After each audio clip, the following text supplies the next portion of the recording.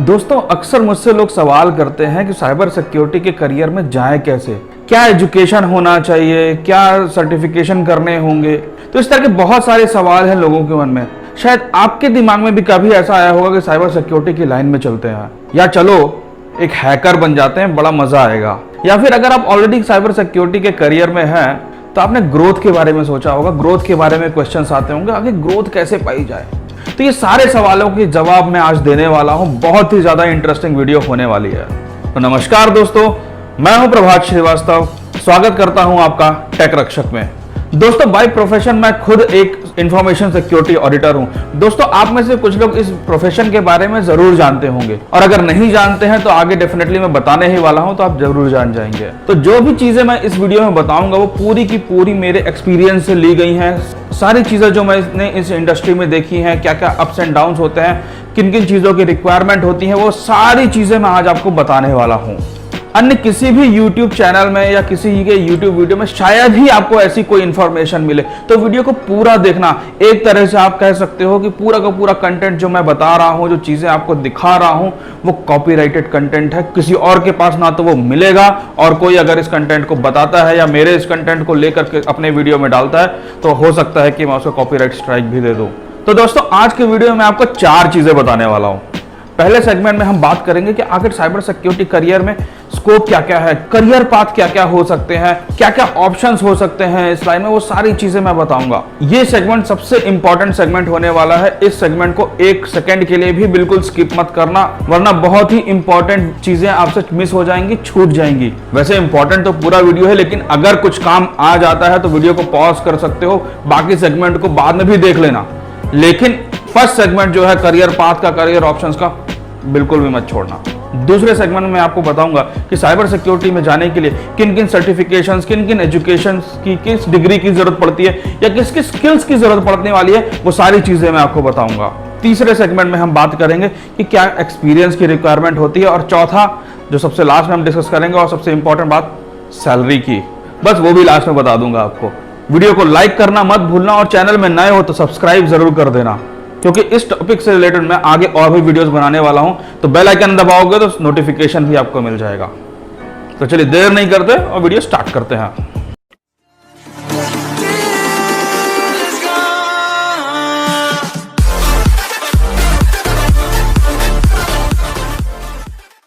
दोस्तों आज के वीडियो में जो भी इंफॉर्मेशन देने वाला हूं वो साइबर सिक्योरिटी करियर या cyber security industry as a whole लेके बताने वाला हूं। किसी पर्टिकुलर जॉब प्रोफाइल या किसी पर्टिकुलर जॉब स्किल्स को लेके या सर्टिफिकेशन को लेके मैं बात नहीं करूंगा।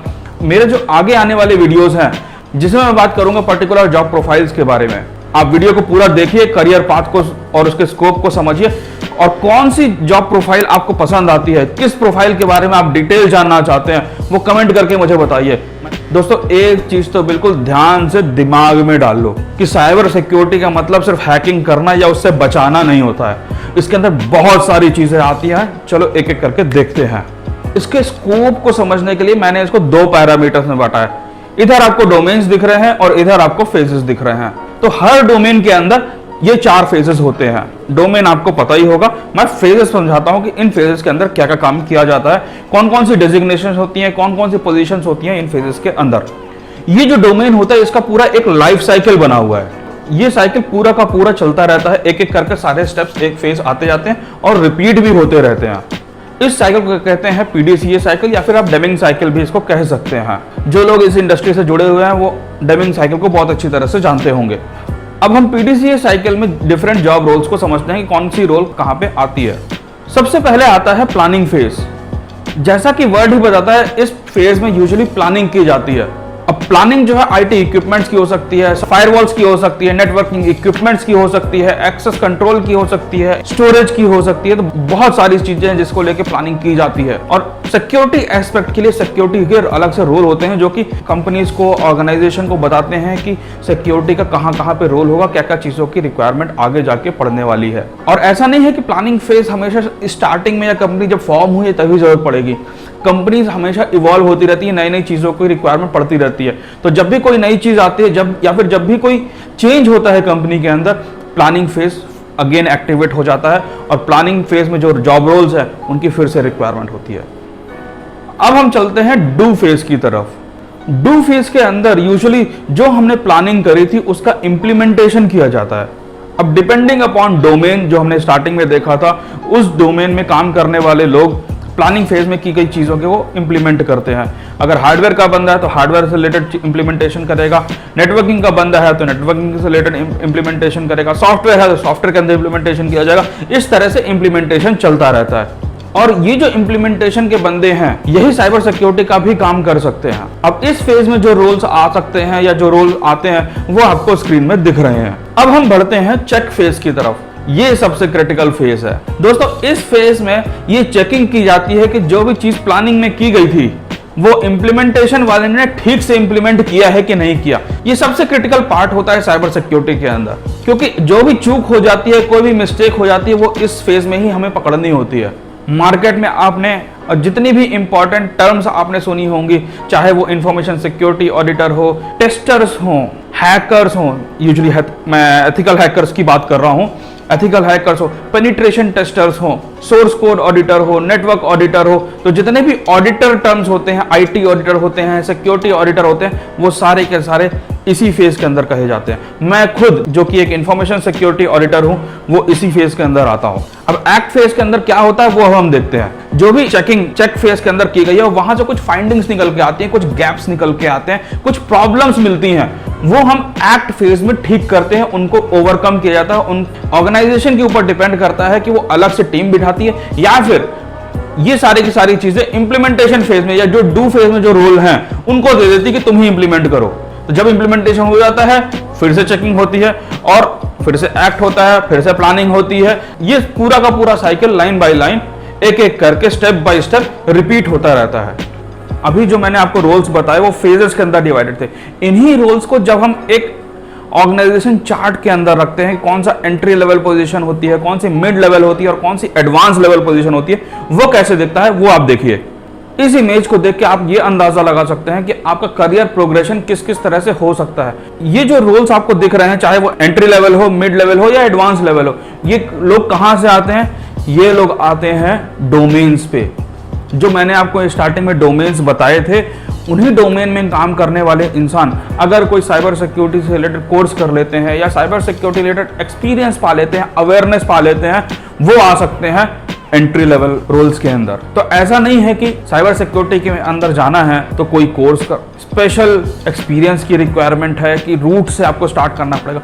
नॉर्मल जो आप काम कर रहे थे, थोड़ा सा साइबर सिक्योरिटी की इंफॉर्मेशन ले लीजिए, साइबर सिक्योरिटी का नॉलेज ले लीजिए और साइबर सिक्योरिटी के फील्ड में एंट्री के चांसेस बढ़ सकते हैं या आपको चांस मिल सकता है। दोस्तों अब हम बात करते हैं एजुकेशन, सर्टिफिकेशन और स्किल्स की।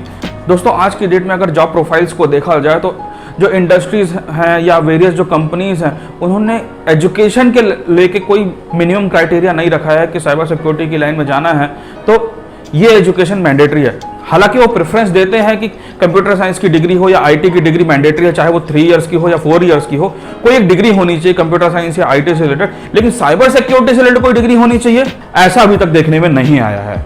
लेकिन जैसे जैसे कॉम्पिटिशन बढ़ेगा तो वैसे वैसे क्राइटेरिया भी लोग लगाने लग जाते हैं। वो क्राइटेरिया क्या हो सकता है कि आपके पास मिनिमम 3 इयर्स की या 4 इयर्स की साइबर सिक्योरिटी के अंदर स्पेशलाइजेशन किया होना चाहिए। अब वो कहाँ मिलेगा मैं बताता हूँ ना। जितने भी प्रोमिनेंट इंस्टीट्यूट्स हैं, यूनिवर्सिटीज़ हैं, इवन आईआईटीज़ को देख लीजिए, उन्होंने साइबर सिक्योरिटी से रिलेटेड कोर्सेज स्टार्ट कर दिए हैं। Post graduate program, graduation program, diploma courses, अलग अलग तरह के कोर्सेज मार्केट में आ चुके हैं, उनका फ़ायदा आप उठा सकते हैं।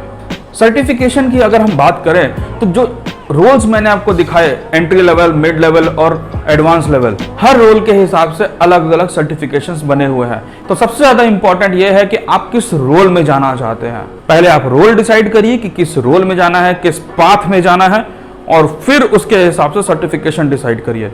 स्किल्स की अगर हम बात करें तो ये भी रोल के ऊपर डिपेंड करेगी। जो कॉमन जो स्किल्स होते हैं, जैसे कि अगर आप वेब एप्लीकेशन में जा रहे हैं तो आपको .NET की नॉलेज होनी चाहिए, पाइथन आना चाहिए। अगर मोबाइल में जा रहे हैं तो एंड्रॉयड, iOS की इन्फॉर्मेशन होनी चाहिए। अगर आप लिनक्स बेस में जा रहे हैं तो आपको लिनक्स आना चाहिए, नेटवर्किंग प्रोटोकॉल्स की इन्फॉर्मेशन होनी चाहिए। तो डिपेंडिंग अपॉन रोल्स आपके स्किल सेट मैटर करेंगे। ये तो टेक्निकल स्किल्स थे, लेकिन टेक्निकल स्किल्स के साथ साथ साइबर सिक्योरिटी के वर्ड में सॉफ्ट स्किल्स को भी बहुत ज़्यादा इंपॉर्टेंस दी जाती है। अब सॉफ्ट स्किल्स कैसे हो सकते हैं, किन किन चीजों की रिक्वायरमेंट होती है, वो आपको स्क्रीन में दिख जाएंगे। दोस्तों अब हम बात करते हैं एक्सपीरियंस की, कि एक्सपीरियंस कैसा होना चाहिए। ऑब्वियसली एक्सपीरियंस तो रोल के हिसाब से होगा कि किस तरह का रोल है। अगर एंट्री लेवल रोल है तो उसके लिए कुछ एक्सपीरियंस होगा, मिड लेवल का अगर रोल है तो उसके लिए अलग एक्सपीरियंस होगा, और एडवांस लेवल के लिए अलग होगा। हालांकि एंट्री लेवल जॉब्स के लिए प्रोफेशनल्स को भी हायर किया जा रहा है।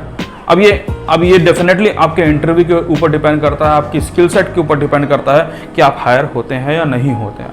अब आते हैं हम सैलरी पे। दोस्तों साइबर सिक्योरिटी करियर के अंदर सैलरीज तो इस समय बहुत ज़्यादा मिल रही हैं। दोस्तों साइबर सिक्योरिटी करियर के अंदर पिछले 1 साल का अगर हम डेटा को एनालाइज करें तो जो जनरल आईटी प्रोफेशनल होता है उससे करीब 9% ज़्यादा साइबर सिक्योरिटी प्रोफेशनल्स को सैलरी मिल रही है। इवन एक फ्रेशर को भी 7-7 लाख का पैकेज मिल रहा है, और एक्सपीरियंस प्रोफेशनल्स की बात करें तो लगभग 20 से 24 लाख तक लोग उठा रहे हैं आज की डेट में। तो दोस्तों आज के वीडियो में इतना ही। आशा करता हूँ वीडियो पसंद आया होगा, कुछ ना कुछ सीख कर जरूर गए होंगे। वीडियो को लाइक करना मत भूलना, और चैनल में नए हो तो सब्सक्राइब करके बेल आइकन को जरूर दबा देना, जिससे कि जब भी मैं अगला वीडियो डालूंगा उसका नोटिफिकेशन आपको मिल जाएगा। तो चलिए मिलते हैं अगले वीडियो में। Bye bye.